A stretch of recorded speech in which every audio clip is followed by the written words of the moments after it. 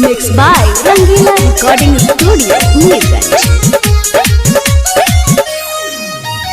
सखी रे गजबे के मिलल भातार रोज अलग तरीका से करेला प्यार।